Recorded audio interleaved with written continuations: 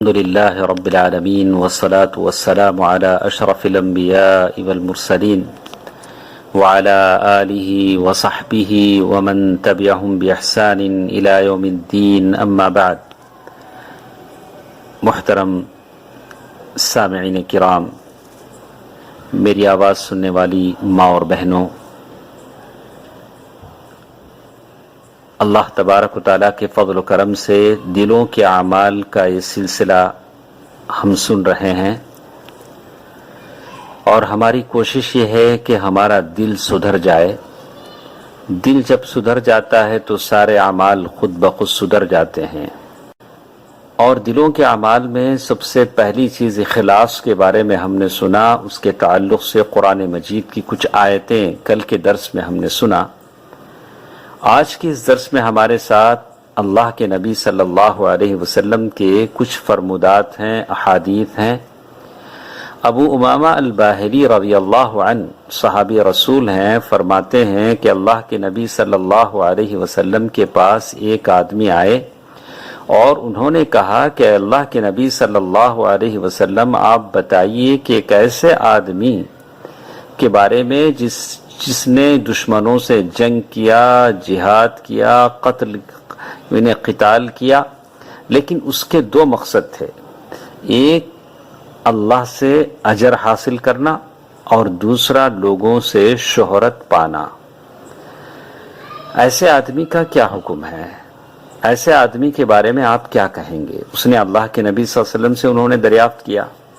اللہ کے نبی صلی اللہ علیہ وسلم نے اس کا جواب دیا، لا شیء لہ، ایسے آدمی کو تو کچھ بھی نہیں ملے گا. اس لیے کہ اللہ سبحانہ و تعالی اسی عمل کو قبول کرتے ہیں جو خالص ہو، جو صرف اللہ کے لیے کیا جائے. تو اسی لیے ابو ہریرہ رضی اللہ تعالیٰ عنہ کی وہ حدیث جس میں اللہ کے نبی صلی اللہ علیہ وسلم نے فرمایا، حدیث قدسی ہے، قال اللہ تبارک و تعالی انا اغنى الشرکاء عن الشرک، کہا کہ میں شراکت داروں کے سارے شرک سے میں بالکل بے نیاز ہوں، اور اگر میرے لیے کوئی عمل کرے اس کے ساتھ کسی اور کو بھی وہ شریک کرتا ہے تو میں اسے چھوڑ دیتا ہوں. تو اللہ اسی عمل کو قبول کرتے ہیں جو خالص ہو. اسی لیے اللہ کے نبی صلی اللہ علیہ وسلم فرمایا، ان اللہ لا ينظر الى صورکم واموالکم ولكن ينظر الى قلوبکم واعمالکم. اللہ تبارک و تعالیٰ نہ تو تمہارے شکلوں کی طرف دیکھتے ہیں نہ تمہارے مالوں کی طرف دیکھتے ہیں. اللہ تبارک و تعالیٰ صرف تمہارے دلوں کی طرف دیکھتے ہیں اور تمہارے اعمال کی طرف دیکھتے ہیں. تو آدمی کو کوشش کرنی چاہیے کہ اپنا عمل صرف اور صرف اللہ کے لیے خالص کرے. ابو ہریرہ رضی اللہ تعالی عنہ کی وہ حدیث ہے جس میں وہ کہتے ہیں کہ میں نے رسول اللہ صلی اللہ علیہ وسلم کو فرماتے ہوئے سنا کہ قیامت کے روز سب سے پہلے جس شخص کا فیصلہ کیا جائے گا وہ شہید ہوگا. اسے بلایا جائے گا، اللہ اسے اپنی نعمتیں گنوائے گا اور وہ ان کا اعتراف بھی کرے گا. پھر اللہ فرمائے گا ان نعمتوں سے تم نے کیا کیا؟ وہ کہے گا میں تیری راہ میں لڑتا رہا یہاں تک کہ میں شہید ہو گیا. اللہ فرمائے گا تو جھوٹا ہے، تو نے جھوٹ کہا، بلکہ تیری لڑائی اس لیے تھی کہ لوگ کہیں کہ تو بڑا ہمت والا ہے. لوگوں نے تجھے تعریف کر دی، لوگوں نے اس کا بدلہ دے دیا. میرے پاس تیرے لیے کوئی بدلہ تو ہے نہیں. پھر حکم ہوگا اور اسے گھسیٹ کر لے جایا جائے گا اور جہنم میں پھینک دیا جائے گا. پھر ایک ایسے شخص کو لایا جائے گا جس نے قرآن سیکھا اور سکھایا ہوگا اور اس کی تلاوت کرنے والا ہوگا. اسے بلایا جائے گا، اللہ اسے اپنی نعمتیں گنوائے گا اور وہ اس کا اعتراف بھی کرے گا. پھر اللہ پوچھے گا ان نعمتوں سے تم نے کیا کیا؟ وہ کہے گا تیرے لیے سیکھا اور سکھایا اور تیرے لیے قرآن کی تلاوت کی. اللہ فرمائے گا تو نے جھوٹ کہا، بلکہ تو نے اس لیے سیکھا کہ لوگ کہیں کہ تو بڑا عالم ہے، اور تو نے قرآن کی تلاوت اس لیے کی کہ لوگ کہیں کہ تو بڑا قاری ہے. لوگوں نے کہہ دیا. پھر حکم ہوگا اور اسے منہ کے بل گھسیٹ کر لے جایا جائے گا اور جہنم میں گرا دیا جائے گا. پھر ایسے شخص کو لایا جائے گا جسے اللہ نے خوب پیسہ دیا ہوگا اور دنیا کے مال کی مختلف قسموں سے نوازا ہوگا، اسے بلایا جائے گا اور اللہ اسے اپنی نعمتیں گنوائے گا اور اس کا اعتراف بھی کرے گا۔ پھر اللہ پوچھے گا ان نعمتوں سے تم نے کیا کیا؟ وہ کہے گا میں نے کوئی ایسی جگہ نہیں چھوڑی جہاں خرچ کرنا تجھے پسند ہو، لیکن میں وہاں پیسہ خرچ کیا۔ تو اللہ کہیں گے تو جھوٹا ہے، تو نے پیسہ اس لیے خرچ کیا کہ لوگ تجھے سخی کہیں، فراخ دل کہیں، تو لوگوں نے تجھے کہہ دیا۔ پھر اسے حکم دے گا اور وہ منہ کے بل گھسیٹ کر لے جائے گا اور جہنم میں گرا دیا جائے گا۔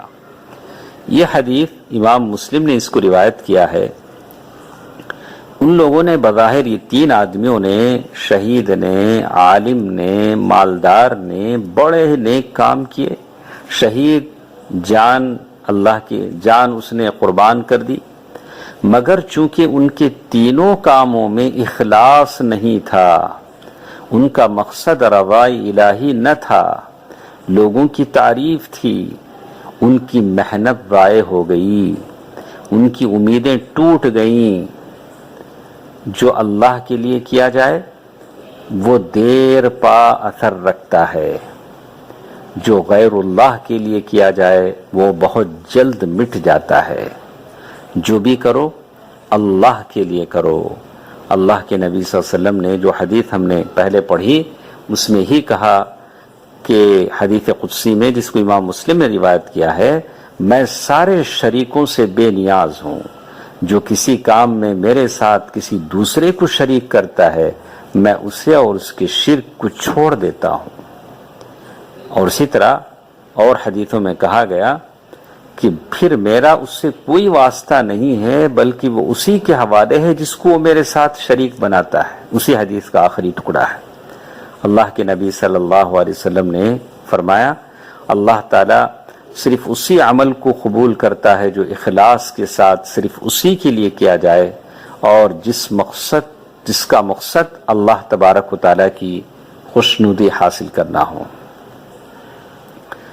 تو علامہ ابن الجوزی رحمہ اللہ فرماتے ہیں جب عبادت گزار کا دھیان لوگوں کے دل مائل کرنے کی طرف پھرتا ہے تب ہی شرک اس کی نیت پر حملہ کرتا ہے، کیونکہ عبادت گزار کو چاہیے کہ وہ صرف اسی پر مطمئن ہو جائے کہ وہ جس کے لیے عبادت کر رہا ہے وہ اسے دیکھ رہا ہے۔ اب لوگوں کو دکھانے کی کوئی پرواہ نہیں ہے۔ مال خرچ کر رہے ہیں، اللہ تبارک و تعالیٰ کو معلوم ہو گیا۔ عالم خدمت کر رہا ہے، اللہ تبارک و تعالیٰ کو معلوم ہو گیا۔